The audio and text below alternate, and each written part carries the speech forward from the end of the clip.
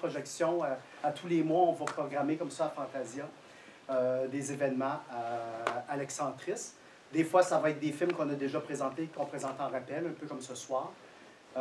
Parfois, ça va être des nouveautés, des primeurs. Donc, évidemment, si vous êtes amis avec Fantasia sur Facebook, vous serez au courant. Sinon, venez régulièrement sur le site de l'Excentris. Au début du mois, on place toujours les nouvelles par rapport au film qu'on va jouer. Le prochain, celui du mois prochain, un film d'arts martiaux maori. Donc, si vous n'avez jamais vu ça, c'est sauvage, ça se fait sans tabarnak. C'est un film d'une rare puissance. C'est un film qui, étonnamment, n'a pas eu de distribution en salle. Fait qu'avant qu'il sorte en DVD, nous, on a décidé d'avoir une belle copie et de vous présenter ça sur grand écran. Ben, je suis toujours content de voir qu'il y a des gens qui sont prêts à payer, venir voir un film sur grand écran, à l'ère où tout le monde regarde ça sur l'ordinateur. J'en profite pour remercier David et toute l'équipe de l'Excentris de nous accueillir. Alors, ce soir, le Blaxploitation Zappin' Party, qu'est-ce que c'est? Dans les années 70, reculant en fait en 1969, il y avait seulement 3 réalisateurs noirs qui travaillaient à Hollywood et qui faisaient partie de la guilde des directeurs. Ces 3 réalisateurs étaient Melvin Van Peebles, qui va réaliser en 1971 Sweet Sweetback Badass Song, qui est vraiment un film coup de poing, qui est vraiment un film à la fois expérimental, à la fois puissant, à la fois musical, à la fois poétique, qui va changer le cours d'histoire du cinéma noir. Il y a Ossie Davis, qui est un acteur, qui a réalisé quelques films, et le premier film hollywoodien avec un cast entièrement noir, c'est lui qui l'a réalisé en 1971, ça s'appelle Cotton Comes to Harlem. Vous allez en avoir des extraits. Et le troisième est Gordon Parks, qui a réalisé en 1969 son premier film qui s'appelait The Tree of Life, qui est en fait adapté d'un de ses romans, parce que le gars a écrit une 50aine de symphonies, il a écrit une dizaine de romans, c'est un réalisateur. Il a réalisé son premier film, il devait avoir déjà 45 ans. Et c'est lui qui va réaliser entre autres Shaft en 1971, qui avec Sweet Sweetback allait être vraiment les 2 films qui allaient faire exploser les box-office puis démontrer aux studios que les Noirs vont au cinéma, mais plus que ça, que les Noirs sont capables de faire du cinéma. Et c'est vraiment la beauté de la chose.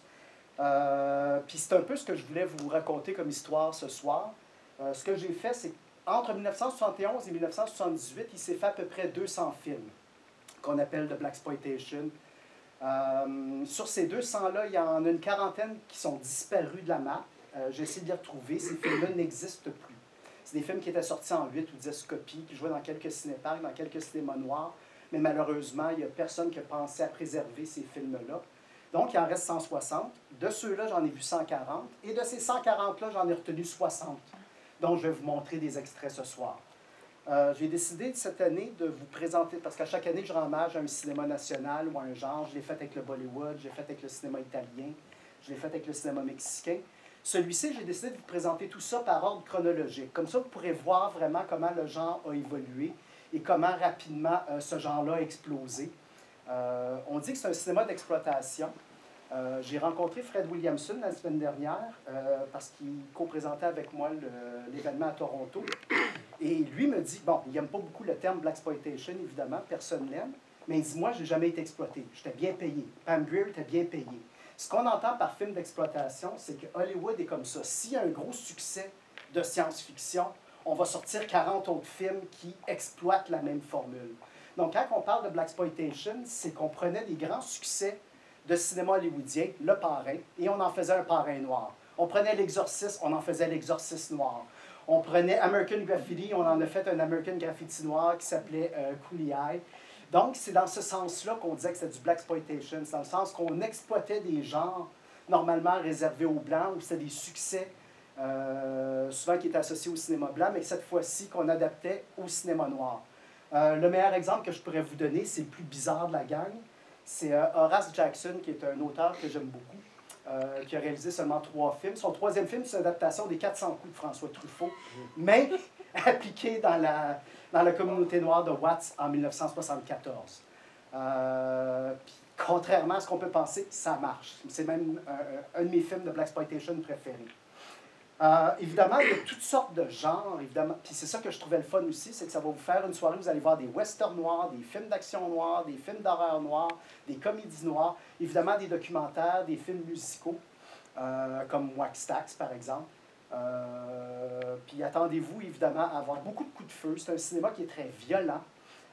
C'est souvent des films où, en anglais, on dit que « it's against the man ». « The man » est toujours le thème qui revient, c'est toujours le mot qui revient. « The man », c'est le système. Ce que j'aime de ce cinéma-là, c'est essentiellement, c'est que c'est une communauté qui a pris possession d'un média pour s'exprimer. Aujourd'hui, on ne parle plus de cinéma noir, on parle de cinéma. On va voir des films de Spike Lee, on va voir des films de Steve McQueen, mais on n'a pas à parler de cinéma noir ou de cinéma blanc, on parle de cinéma. Et c'est un peu ce qui est arrivé en 1978, c'est que le genre s'est essoufflé très rapidement. Et puis, ce qui est arrivé, c'est que les réalisateurs noirs, à un moment donné, ne voulaient pas que travailler avec des noirs. Ils voulaient travailler avec des acteurs italiens, des acteurs qui venaient de partout. On voulait faire des films avec du métissage. Fait que la communauté noire s'est intégrée, maintenant fait partie d'Hollywood, tout simplement. Donc, c'est un peu ce qui a tué le genre. Mais vous allez voir, plus ça avance dans le programme, plus on sent que le genre s'essouffle, plus on sent qu'on est dans l'exploitation profonde. Et ben, c'est un peu... écoutez, je vais regarder la projection avec vous. Donc, si vous voulez en parler ou si vous avez des questions après, ça me fera plaisir d'y répondre. Qu'est-ce que je peux vous dire d'autre? Environ 30% des réalisateurs qui ont... les films noirs des années 70, il y a à peu près 30% qui ont été réalisés effectivement par des réalisateurs noirs. 70% ont été réalisés par des réalisateurs blancs, mais avec des équipes noires, généralement écrits par des noirs, généralement joués et coproduits par des noirs. Donc, ça reste quand même un cinéma... ben voilà. Donc, puis certains de mes films de blaxploitation préférés sont réalisés par des blancs. Par contre, il y en a des très puissants qui sont réalisés par des noirs. Je vous parlais d'Horace Jackson. C'est très difficile de trouver ses films, mais si vous faites l'effort, ça vaut la peine. Gordon Parks, je l'aime beaucoup. Son fils, Gordon Parks Jr., lui a réalisé Superfly, il a réalisé plein de films aussi. Vous allez reconnaître plein de vedettes, évidemment Fred Williamson, Pam Grier. Fait qu'écoutez, le but, c'est d'avoir du plaisir, c'est de regarder ça. Moi, c'est un projet qui est né, en fait, parce que j'ai fait un road trip il y a 2 ans à travers les États-Unis. Puis je suis allé, entre autres, en fait, j'ai fait la route 66. Fait que je suis allé là où le diable a serré la main à Robert Johnson. Je suis allé en Nouvelle-Orléans. Puis au cours de ce voyage-là, j'ai découvert une autre Amérique, puis j'ai découvert autre chose. Puis j'ai voulu revenir dans cette histoire-là et peut-être raconter cette émancipation culturelle-là. Parce que j'avais été touché par ce que j'ai vu, j'ai été touché par les gens que j'ai rencontrés. Fait qu'il faut voir dans ça aussi un hommage à un cinéma national qui est un peu comme le cinéma québécois. On se bat pour une question d'indépendance, on se bat pour une question d'identité. Même si c'est du cinéma d'exploitation, voyez-le comme un cinéma identitaire. Sur ce, je vous souhaite une très belle soirée. Merci beaucoup d'être venu, d'avoir bravé le froid. Et puis, ben, ma foi, bonne soirée puis bonne projection tout le monde. Merci.